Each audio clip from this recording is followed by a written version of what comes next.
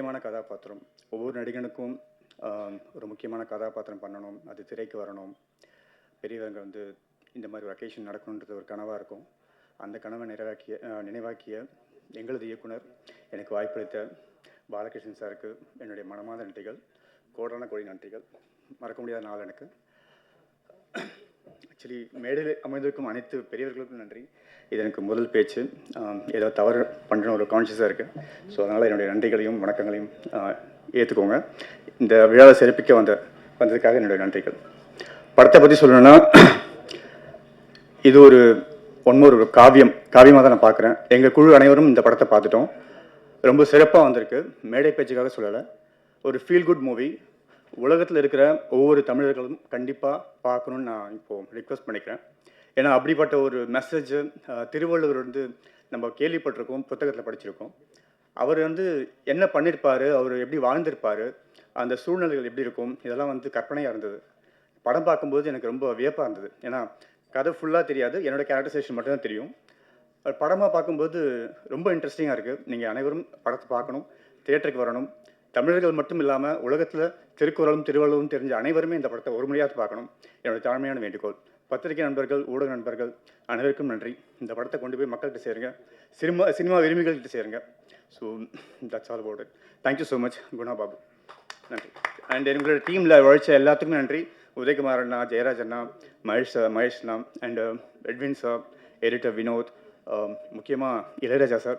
என்னுடைய வாழ்க்கையில் முதல் படம் ஹீரோன்னு சொல்கிறத விட ஒரு லீட் ரோல். லைக் படம் பார்த்தீங்கன்னா தெரியும். இளையராஜாவோட மியூசிக்கில் பண்ணுறதுன்றது ஒரு அபூர்வமான விஷயம். எனக்கு அது அமைஞ்சது. ரொம்ப நன்றி சார். சீரியஸ்லி ரொம்ப thanks sir. Thank you so much.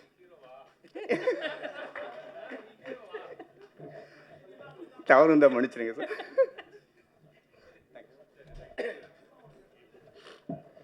Thank you sir. Thank you so much. And அனைவருக்கும் வணக்கம். மேடையில் அமர்ந்திருக்கும் பெரியோர்களுக்கும் பத்திரிகை நண்பர்களுக்கும் கோட்டாட்சியோட பணிவான வணக்கம். எல்லாருக்குமே ஒரு கனவு இருக்கும். எனக்கு அந்த கனவு இருந்தது. நான் நாகேஸ்வரோட மிகப்பெரிய ஒரு வெறியன் ஃபேன்ஸ். இன்று வரையும் நான் வந்து திருவிளையாடலில் படம் பார்த்தோம்னா டக்குன்னு நம்ம யோசிக்கிறதே வந்து நாகேஸ்வரோட தருமி கேரக்டர் தான் நம்ம யோசிப்போம். அப்படி ஒரு கேரக்டர் எல்லாத்துக்கும் அமையுமா அப்படின்னு சொன்னால் எல்லாருக்கும் ஆசை இருக்கும். இந்த மாதிரி ஒன்று நடிக்கணும்டா, இந்த மாதிரி அவர் மாதிரி ஒரு கேரக்டர் எனக்கு அமையண்டா. வீட்டில் எல்லாம் கூட நாடகங்கள் எல்லாமே சும்மா நம்ம அதை மாதிரியெல்லாம் நடித்து பார்ப்போம். ஆனால் டைரக்டர் என்னை கூப்பிட்டு பார்த்து, கொட்டாச்சி இதில் ஒரு விஷயம் ஒன்று இருக்குது, நீங்கள் பண்ணுங்க அப்படின்னு சொன்னார். கேட்குறப்போ நான் இதை மக்கள் என்னமோ ஏதோ சின்னது ஒரு கேரக்டரு அந்த மாதிரி தான் நான் அதுக்குள்ளே நினச்சிக்கிட்டேன். ஆனால் சார் எனக்கு திருவிளையாடல் படத்தில் நாகேஷ் சார் நடித்த ஒரு கேரக்டர் மாதிரி ஒரு தருமி நீங்கள் தான் கொட்டாச்சி பண்ணுறீங்க அப்படின்னாரு. என்னால் அதை இவனுக்கவே முடியல. உண்மையாக இது அப்படின்ற அளவுக்கு நான் வந்து மறைச்சி போயிட்டேன். அப்பேற்பட்ட ஒரு கேரக்டர் எனக்கு கொடுத்துருக்காரு. ஆனால் அதில் ஃபுல் அண்ட் ஃபுல் அவர் வந்து எல்லாரையும் வயிறு ஒழுங்க சிரிக்க வச்சுருப்பார். இதில் மனசில் நிற்கிற மாதிரி எனக்கு ஒரு கதாபாத்திரம் கொடுத்துருக்காரு. இதுக்கு டைரக்டருக்கு வந்து இப்படி ஒரு கேரக்டர் கொட்டாச்சிக்கு வந்து புதுமையாக கொடுத்ததுக்கு சார் மனமார்ந்த நன்றிகள் சார். கண்டிப்பாக இந்த படம் வந்து எல்லாருமே வந்து பாட புக்குலேயும் நம்ம வழிபோக்குலேயும் யாரோ ஒருத்தர் சொன்னதுலேயும் பஸ்ஸுலேயும் இந்த மாதிரி ஒவ்வொரு குரலாக தான் நம்ம பார்த்துருப்போம், படிச்சிருப்போம், அப்படியே போயிருப்போம். ஆனால் இப்படி ஒரு படமாகவும் ஒரு பாடமாகவும் நாம் வந்து இந்த படம் மூலமாக வந்து நிறையா விஷயங்கள் நம்ம தெரிஞ்சுக்கலாம். இது வந்து இன்றைக்கி ஜெனரேஷனுக்கும் அடுத்த வரப்போகிற எத்தனையோ ஜெனரேஷனுக்கும் குழந்தைகளுக்கும் போய் இந்த படம் வந்து கண்டிப்பாக சேரும். குடும்பத்தோடு கொண்டு போய் எல்லாரும் படம் பார்க்க வேண்டிய படம் என்ன படம்னா அது திருக்குறளாக தான் இருக்கும். அதுக்கு வந்து இந்த படம் நாங்கள் பார்த்துட்டோம். அதனால தான் நான் வந்து இவ்வளோ பெருமையாக நம்ம சொல்கிறோம். இந்த மாதிரி ஒரு படம் இல்லை, இது ஒரு பெரிய ஒரு காவியம். இப்படி ஒரு காவியத்தில் நான் இருக்கிறது ரொம்ப பெருமைப்படுறேன். இந்த படம் கண்டிப்பாக எல்லாம் தியேட்டரில் வந்து பாருங்கள். இந்த படத்தை பெரிய லெவலில் கொண்டு போய் மக்கள்கிட்ட சேருங்க. இந்த மாதிரி படங்கள் தான் ஓடணும். இந்த மாதிரி படங்கள் ஓடணும்னா அதுக்கெல்லாம் நீங்கள் தான் காரணமாக இருப்பீங்க. நன்றி, வணக்கம். இந்த மேடையில் வந்து இப்படி ஒரு தூரம் எனக்கு வந்து வாய்ப்பு கொடுத்ததுக்கு மனமார்ந்த நன்றிகள் சார். வணக்கம் சார். Thank you sir. பெரும்பாலும் இதே பிரசாத் லேபில் நடக்கக்கூடிய ஆடியோ லான்ச்சில் வந்து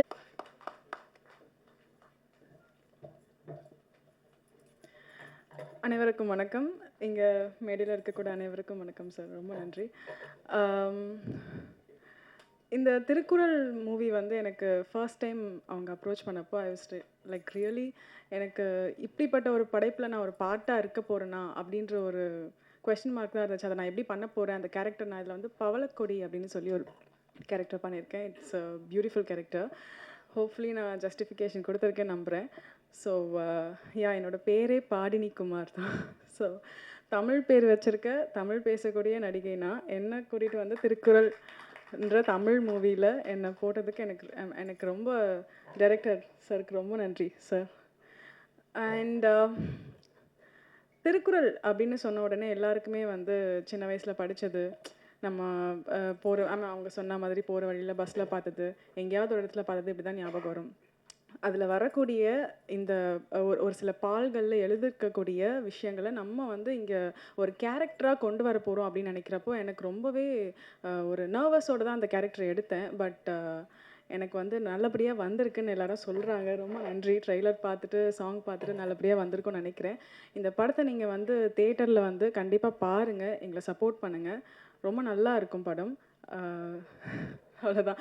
அண்ட் ரொம்ப பெரிய பெரிய விஷயம், இசைஞானி இளையராஜா சாரோட மியூசிக்கில் எனக்கு ஒரு பாட்டு இது வந்து எத்தனை பேரோட கனவா இன்னை வரைக்கும் இருக்குன்னு எனக்கு தெரியல. பட் நடித்த வெகு சில மூவிஸ்லேயே எனக்கு வந்து இந்த வாய்ப்பு கிடைச்சது வந்துட்டு எனக்கு ரொம்ப பெரிய பெரிய ஒரு விஷயமா இருந்துச்சு. இசைஞானி சார் முதல்ல இந்த பாட்டை எனக்காக ப்ளே பண்ணப்போ ஐஸ் லைக் கண்ணிலேருந்து தாரையாக தண்ணி வருது. எனக்கு என்ன பண்ணுறதுன்னு தெரியல. அந்தளவுக்கு ஒரு எமோஷ்னலான மொமெண்ட்டாக இருந்துச்சு. அண்ட் ரொம்பவே எனக்கு தேங்க்ஸ் டு யூனிவர்ஸ் ஆக்சுவலி இந்த ஒரு வாய்ப்பை எனக்காக அமைச்சு கொடுத்ததுக்கு. அண்ட் எங்கள் டீம் எல்லாருக்குமே ரொம்ப ரொம்ப ரொம்ப தேங்க்ஸ். எனக்காக நான் இந்த ஃப்ரேமில் வரணும் அப்படின்னு நினச்சி ஒவ்வொருத்தரோட உழைப்பு இருக்கும் இல்லையா, அது எல்லாத்துக்குமே ரொம்ப நன்றி. அண்ட் வந்திருக்க உங்களுக்கும், நான் இப்போ பேசுகிற எல்லாத்தையுமே நீங்கள் எடுத்துகிட்ருக்க உங்களுக்கும் ரொம்ப நன்றி. சப்போர்ட் பண்ணுங்கள். தேங்க்யூ. தேங்க்யூ. சில படங்கள் வந்து நான் சொல்கிறேன். முகம், மோகமுள், பாரதி, பெரியார், ராமானுஜன், இந்த படங்கள்லாம் பார்த்தீங்கன்னா தமிழ் சினிமாவில் படர்களை பேசுமாறு அன்புடன் அழைக்கிறோம்.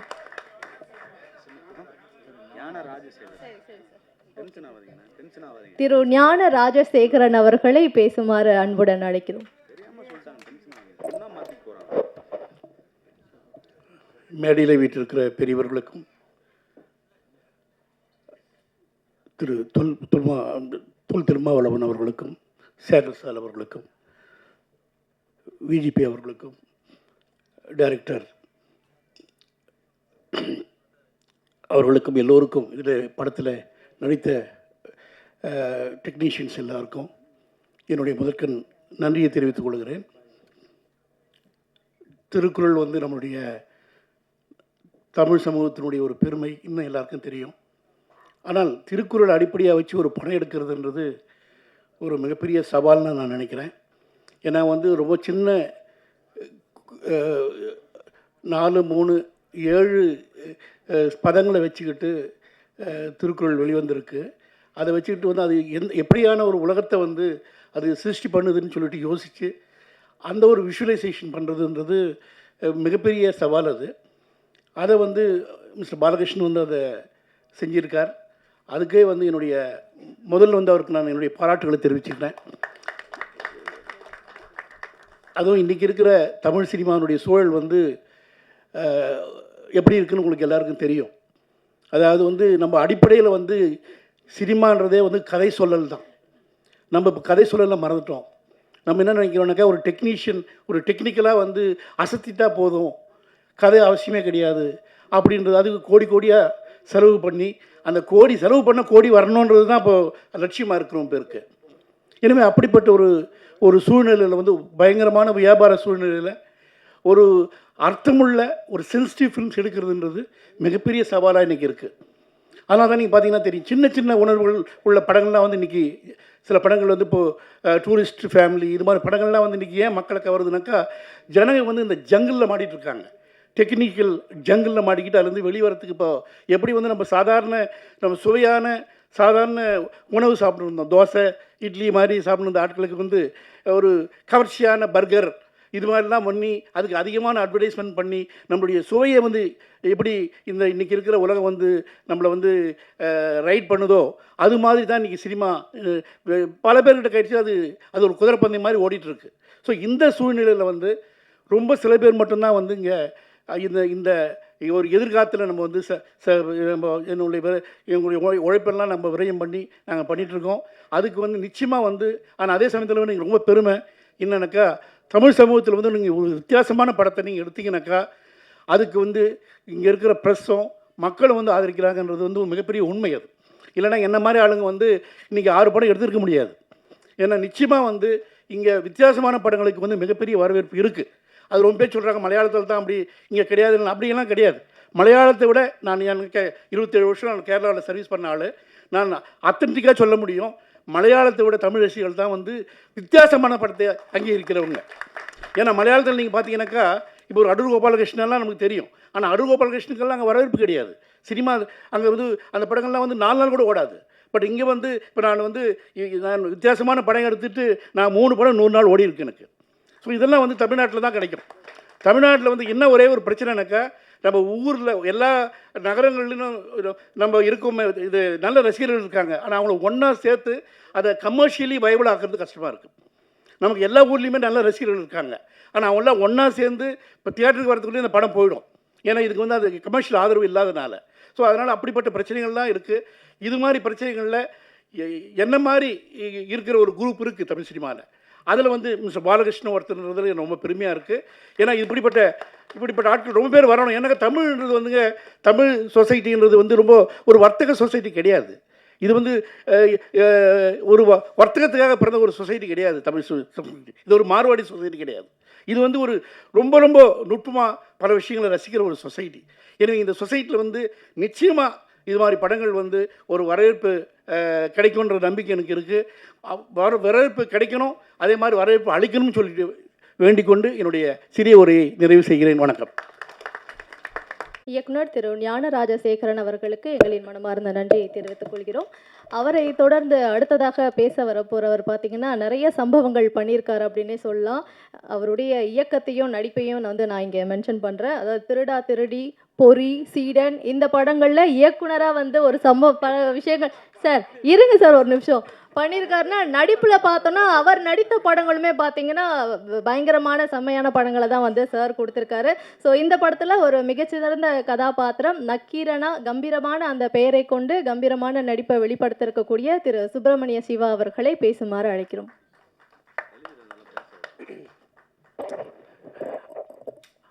அன்பாலான அனைவருக்கும் வணக்கம். இசைஞானி இளையராஜாவினுடைய இசை பாடல்களில் பாலகிருஷ்ணன் சார் இயக்கத்தில் திருக்குறள் திருவள்ளுவரோடு ஒரு பயணம், இந்த பயணத்தில் கலந்து கொண்டு இருக்கின்ற உங்கள் அனைவருக்கும் நன்றியும் அன்பும்.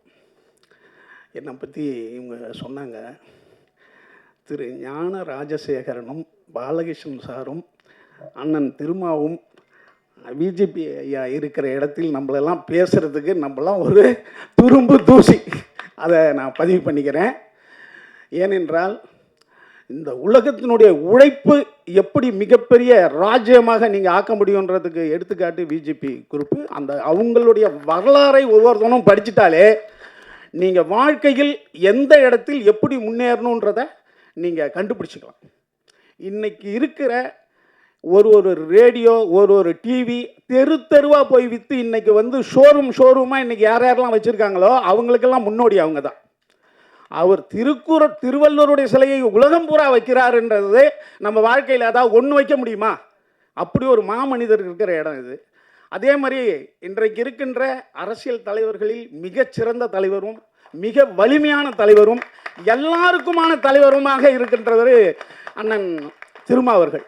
அவர் இருக்கிற அங்கே பாருங்க, நான்லாம் 99 தஞ்சாவூரில் பூச்சி மருந்து ரெப்பாக ஒர்க் பண்ணிகிட்ருப்பேன். வில்லேஜாக போய் விவசாயிகளுக்கு மருந்து எழுதி கொடுக்கறது, அவங்க வயலை பார்க்குறது, அதில் பூச்சி விழுந்துருக்கும், குருத்து பூச்சி, அடுத்தது இலை சுருட்டு புழு, அல்லது பருத்தியில் நிறையா பூச்சி வரும். இந்த மாதிரிலாம் விவசாயிகளுக்கு எழுதி கொடுப்பாங்க. ஒவ்வொரு வில்லேஜ்லேயும் அத்திமீறி அடங்க மறு இந்த மாதிரி எழுதி அண்ணன் பேரை தான் எழுதியிருக்கோம். நான் சொல்கிறது 97, 98, 99. நான் வந்து மிரளுவேன். ஒவ்வொரு வில்லேஜ்லேயும் அது இருக்குங்க. இப்படி எப்படி போய் அங்கே இளைஞர்கள் மத்தியில் வில்லேஜில் ரீச் ஆகினாருன்னு எனக்கு மிகப்பெரிய ஆச்சரியமாக இருக்கும். அப்படி ஒரு தலைவர் இருக்கிற இடம் அது. அதேமாரி பாலகிருஷ்ணன் சார், நான் வந்து என்னென்னு கேட்டிங்கன்னா அவர் உளவுத்துறை அதிகாரின்னு தான் சொல்லுவேன். சார் நீங்கள் இயக்குனராக இருக்கிறதுங்கிறது மறைமுகமாக ஏதோ ஒரு வேலை இங்கே செஞ்சுக்கிட்டு இருக்கக்கூடாது அப்படின்னு இருக்கீங்க இங்கே. ஆனால் நீங்கள் எந்த உளவுத்துறைக்கு அதிகாரி? நீங்கள் அது வந்து ரஷ்ய உளவுத்துறையா, ராவா அல்லது மொசார்ட்டா அப்படின்னு கேட்டுக்கிட்டே இருப்பேன் நான். ஏன்னா எனக்கு அவரை பார்த்தா ஒரு இயக்குனருக்கான எதுவுமே இருக்காது. மிகச்சிறந்த ஒரு பண்பாளருக்கான ஒரு இதுவாக தான் இருக்கும். எதுவுமே வந்து அதாவது நிறைகுடம் தளம்பாது நடுக்கடல் வந்து அலையடிக்காதி மாதிரியே இருப்பார். அவர் எல்லாருக்கும் இடம் தருகின்ற மாபெரும் மனிதர் அவர். அதே மாதிரி அண்ணன் விசேகர் அண்ணன் எங்களுக்கெல்லாம், அதாவது நீங்கள் வந்து சேகூரா, பிடல் காஸ்ட்ரோ, மூலதனம் இப்படிலாம் புத்தகங்களை நாங்கள் வந்து கொஞ்சம் கொஞ்சம் படித்தாலும் எங்கள் இயக்குனர் சங்கத்தில் அதிகம் அதை பற்றி பேசினவர் அவர் தான். ஆனால் அதிக குடும்ப படங்களை எடுத்தவர். ஆனால் அவர் பேச்சில் சாமானிய மக்களுக்கும் அதாவது உழைக்கும் மக்களுக்குமான அந்த உரை தான் எங்களுக்கு கொடுத்துக்கிட்டே இருப்பார். அப்படி ஒரு இயக்குனர் இருக்கிற இடம். அதே மாதிரி இந்த படத்தினுடைய கேமராமேனை சொல்லணும், எடுக்கும்போது அப்படி தெரியலவங்க, தெரியவே இல்லை. சின்ன பிள்ளைக்கு உடம்பு பூரா அறிவுன்னு வாங்கல்ல, அந்த மாதிரி ஒரு எட்வின் வந்து பிரமாதமான ஒர்க்கு பண்ணியிருக்காரு இந்த படத்தில். எனக்கு ஆச்சரியமாக இருந்தது. ஏன்னா எடுக்கும்போதே ரெடிங்கன்னு எடுத்துடுறாரு. ஆனால் இதில் பார்க்கும்போது அது டிஏயாக இருக்கட்டும், டெக்னிக்கல் ஒர்க்காக இருக்கட்டும், பிரமாதமாக இருக்குது. குறிப்பாக இவர் வந்து தமிழ் சினிமானுடைய மிகப்பெரிய இயக்குனராக வந்துடுவார். ஏன்னா எவன் ஒருவன் பெண்களை அழகாக காட்டுறானோ மிகப்பெரிய கேமராமேன் ஆகிடுவாங்க.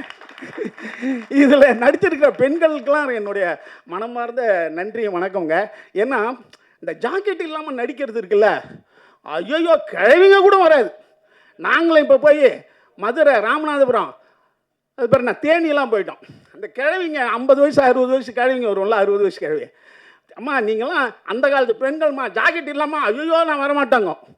ஆனால் இந்த படத்தில் அத்தனை பேரும் அந்த கேரக்டரை உணர்ந்து அந்த கேரக்டருக்கு நம்ம இப்படி இருக்கணும்னு நினச்சி அது வந்து நடித்தது இருக்குல்ல, உங்களுக்கெல்லாம் இந்த தமிழ் சினிமா ரொம்ப கடமைப்பட்டிருக்குமா. ரொம்ப அதாவது ஒரு பெண் வந்து ஸ்லீவ்லெஸில் அவங்க விருப்பப்பட்டு போவாங்க, கம்மியான உடை கூட போட்டு போவாங்க. நம்ம சொன்னால் கேட்க மாட்டாங்க. அதுவும் சினிமாவில் ரொம்ப அவங்க ஒரு 50-100 பேர் நிற்போம் இல்லையா, அப்போ அந்த உடை அவங்களுக்கு ரொம்ப பார்த்துக்கிட்டே இருப்போம் இல்லையா, அதுக்காக நினைக்கிறேன். பட் நீங்கள்லாம் மனப்பூர்வமாக நடிச்சிருக்கீங்க, என்னுடைய அன்பான வாழ்த்துக்கள். அப்புறம் குறிப்பாக இதில் இசை வந்து ரொம்ப அருமையாக இருக்குது. ராஜா அவரை பற்றி சொல்ல வேண்டியதில்லை, இசைஞானியை பற்றி. இந்த படத்துலையும் அதாவது இளையராஜா மட்டும்தாங்க பெரிய படத்துக்கும் இசையமைச்சவர், சின்ன படங்களுக்கு இசையமைச்சர். இன்றைக்கி இருக்கிற பெரிய எந்த இசையமைப்பாளரும் சின்ன படங்களுக்கு பண்ண மாட்டாங்க. ஏன்னே நம்மளுக்கு புரிய மாட்டுது. ஆனால் இசைஞானி மட்டும்தான் அந்த காலத்துலேருந்து இந்த காலம் வரைக்கும், அது பெரிய படமானாலும் சரி சின்ன படம், அதுக்காகவே அவர் கையெடுத்து கும்பிடலாம். தமிழ் சினிமா வந்து 30 வருஷம் அவராலே வாழ்ந்தது. என்ன, அவருக்கும் என்னுடைய மனமார்ந்த நன்றிகள். அடுத்தது வேறு யாரையாவது விட்டனா இல்லை, இந்த மேடையில் இவங்கெல்லாம் இருக்கும்போது நானும் இருந்தது எனக்கு பெருமையாக இருக்குது. இன்னொன்று, இதில் நக்கீரன்னா ஒரு சின்ன கேரக்டர் தான். அது நக்கீரன்ற கேரக்டர் பெருசு, ஆனால் இதில் நான் சின்னதாக தான் பண்ணியிருக்கேன். ஏனென்றால் பாலகிருஷ்ணன் சார் மட்டும் கிடையாது, நக்கீரன் வந்து கடவுளை பார்த்து கேள்வி கேட்டான். ஏன்னா திருக்குறள் வந்து ஒரு அறமான நூல். இப்போ தொல்காப்பியம் இருக்குன்னு வைங்க, தொல்காப்பியத்தினுடைய முதல் இது இன்பம், அதுக்கு பிறகு தான் அறம், அதுக்கு பிறகு வந்த திருக்குறள் தான் அறத்தை முதல்ல வைக்கிறான். ஆத்திச்சூடி அறஞ்செய்ய விரும்புன்றான். ஆத்திச்சூடி என்பது என்ன, சிறுவர்களுக்கும் இளைஞர்களுக்கும் நற்பண்புகளை சொல்வது ஆத்திச்சூடி. அதனுடைய முதலே அறம் செய்ய விரும்புன்றா கிழவி. அப்போ அதற்கான நூல் இது. இப்போ என்ன இருக்காங்க, திருமகன் என்ன இருக்காங்க, அவர் வந்து ஒரு ஹீரோவாக இருக்கணுங்க. அரசியல் ஒரு சில வருடங்களுக்கு முன்னாடி இவரை வச்சு சீல் ஷூட் பண்ணுறாங்க. உங்களுக்கெல்லாம் ஞாபகம் இருக்கான்னு தெரியல, கொஞ்சம் சீனியர் பத்திரிகையாரே தெரியும். சீல் ஷூட் பண்ணோன்னே இப்போ நம்ம என்ன நினைப்போம், விஜயகாந்த் மாதிரி இன்னொரு ஹீரோ வந்துட்டார், என்ன முரளிக்கு அண்ணன் மாதிரி ஒரு ஹீரோ வந்துட்டார், ஒரு ஒரு மண் சார்ந்த ஒரு ஹீரோ வந்துட்டாருன்னு தான் நம்ம நினைப்போம். அவர் அரசியலே இப்போ பயங்கர பிஸியாக இருக்காரு. சில் ஷூட் நடக்குதுன்னாங்க. சரி, அந்த சில்லாம் பார்த்தேன் நான். சரி, இன்னொரு ஹீரோ வரப்போகிறாருன்னா அவருடைய அரசியல் அந்த இடைவிடாத பணியில் ஒரு தமிழ் சினிமாவுக்கு ஒரு சிறந்த ஹீரோ நம்மளுக்கு கிடைக்காம போயிட்டாருன்றது தான் நம்மளுக்கு இது. பட் இந்த மாதிரியான இப்போ இந்த மாதிரியான இசை விளையாட்டு விழாக்கெலாம் அண்ணன் வர்றது ரொம்ப பெருமையாக இருக்குது. உங்கள் அனைவருக்கும் நன்றி. யாராவது விட்டுருந்தானா மன்னிச்சுக்கணும். கொட்டாச்சி மிகச்சிறந்த ஒரு கலைஞன். இதில் திருவள்ளுவர் நடிச்சிருக்காரு, ரொம்ப அருமையாக நடிச்சிருக்காரு. யாராவது அதே மாதிரி இதுக்கு ஃபண்டு பண்ணவங்க, இந்த மாதிரி படங்களுக்கு உதவி பண்ணுறது இருக்கு இல்லையா, அதுதான் அறம். வையத்துள் வாழ்வாங்க வாழ்பவன் வானோரையும் தெய்வத்துள் வைக்கப்படும். அந்த வாழ்வாங்கன்றது என்ன தெரியுமா, நீங்கள் அறம் உள்ளவர்களுக்கு சிறந்ததுக்கு உதவி செய்கிறது தான். அப்படி செஞ்சு வாழ்ந்துட்டீங்கன்னா நீங்கள் கடவுள்கிட்ட போய் கடவுள் மாதிரி வாழலாம். நன்றி, வணக்கம். நடிப்பை வெளிப்படுத்தியிருக்கக்கூடிய கதாநாயகி தனலட்சுமி அவர்களை பேசுமாறு அன்புடன் அழைக்கிறோம். அனைவருக்கும் வணக்கம். இந்த உரையை ஒரு குரலோட ஆரம்பிக்கணும்னு ஆசைப்படுறேன். இடும்பைக்கு இடும்பை படுப்பர், இடும்பைக்கு இடும்பை படாதவர். நம்ம வாழ்க்கையில் ஒரு செயலை செய்யறதுக்கு முன்னாடி இடையில நிறைய துன்பங்கள் வரும். அந்த துன்பத்தை கண்டு நம்ம துன்பப்படக்கூடாது. அந்த துன்பத்துக்கே நம்ம துன்பத்தை கொடுத்துடணும்னு வள்ளுவர் எழுதியிருக்காரு. எவ்வளோதான் தடைகள் வந்தாலும் அதை உடைச்சு நம்ம முன்னேறி போயிட்டே இருக்கணும். அப்படி ஒரு முன்னேற்றமாக தான் இந்த படத்தை பார்க்குறேன். திருக்குறள் இது என்னுடைய முதல் படம். என்னோட கெரியர்லேயே ரொம்ப ரொம்ப முக்கியமான ஒரு படம்.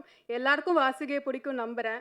என்ன வாசிகையாக தேர்ந்தெடுத்த டைரக்டர் ஏசி பாலகிருஷ்ணன் சாருக்கு நன்றி சொல்லிக்கிறேன். நன்றி சார். திரைக்கதை எழுத்தாளர் ஜெயராஜ் சார் அவர்கள், அவர் எழுதிய எழுத்துக்கு அதில் நானும் அவர் கொடுத்துருக்கேன். நானும் ஒரு சின்ன பங்காக இருக்கேன்னு நினைக்கும் போது ரொம்ப ரொம்ப சந்தோஷமாக இருக்குது. இசைஞானி இளையராஜா சார் அவர்கள், சின்ன வயசுலேருந்து அவரோட பாட்டை கேட்டு வளர்ந்தனா இன்னைக்கு அவரோட மியூசிக்கில் என்னுடைய முதல் படம் ரிலீஸ் ஆகிறது. It is a dream come true moment.